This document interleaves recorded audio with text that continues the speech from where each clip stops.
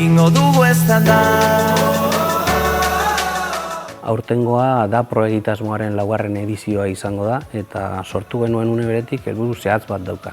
Sortzaileak eta sektoreko gainerako profesionalak harremanetan jartzea beren ibilbide profesionalean laguntzeko. Hau estrategikoa da, azokarentzako, laguntza hau eman nahi diegu sortzaileei eta sektoreko gainerako profesionalei ere bai, baina ez litzake posible izango egitasmoa aurrera eramatea hainbat eragileren konpromisorik gabe.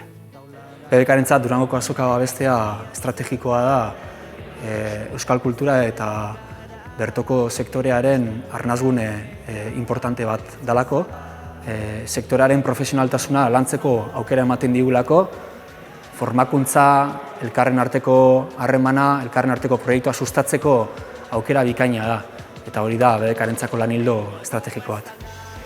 Da Pro abenduaren 5ean izango da, azoka hasi baino 2 egun lehenago.